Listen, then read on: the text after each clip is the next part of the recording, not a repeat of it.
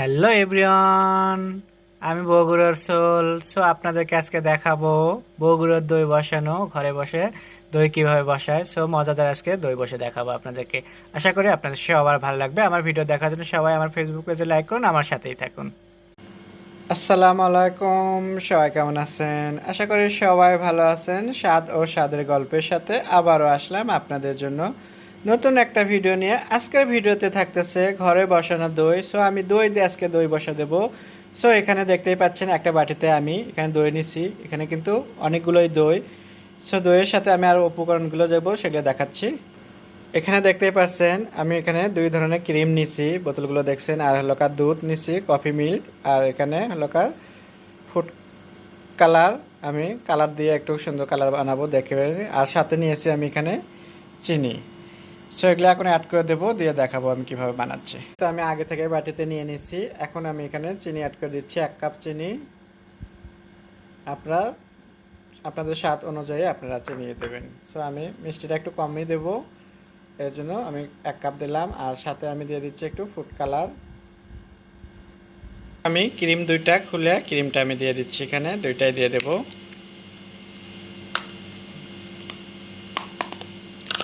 এভাবে আমি দুইটাই দিয়ে দিচ্ছি। সাথে দিয়ে দিচ্ছি আমি দুধ, ঘন দুধটা।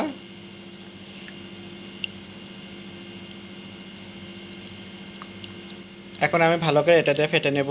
আর এই ক্রিম দুটো যে দেখাইলাম আপনাদেরকে, এটা দিলে টেস্ট অনেক বেশি বেড়ে যায় নর্মাল দইয়ের চেয়ে।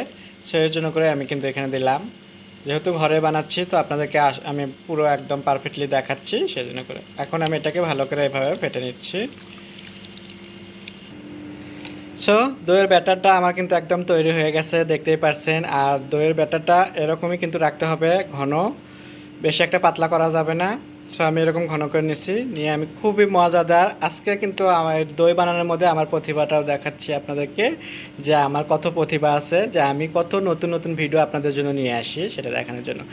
এখন আমি দই বসিয়ে দেবো, বেশি কথা না বলে। এখন দই বসানোর জন্য আমি বাটি নিয়েছি, আমি এখানে সুন্দর একটা বাটি নিচ্ছি। এই বাটিতে করে আমি দইটা বসাবো এখন।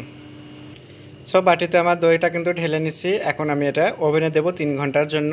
ওভেনটা আগে থেকে আমি চালু রেখে দিচ্ছি, আমি দেখাচ্ছি ওভেনে। এখন আমি এটাকে ওভেনে দিয়ে দিচ্ছি, দিয়ে আমি ওভেনের মধ্যে 3 ঘন্টা রেখে দেবো একটু হালকা গরমে। এখানে আমি 50% আমি ওভেনটা গরম রেখে দেবো, হিটটা।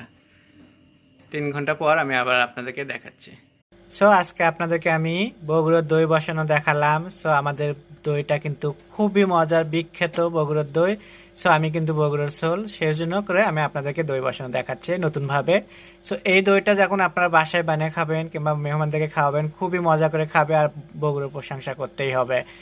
আশা করি আপনাদের ভালো লাগবে। আপনাদের ভালো লাগলে বাসায় অবশ্যই বানাবেন। আর আমার ভিডিও দেখার জন্য আমার ফেসবুক পেজে লাইক ও কমেন্ট করবেন। সবাই ভালো থাকবেন। আল্লাহ হাফেজ।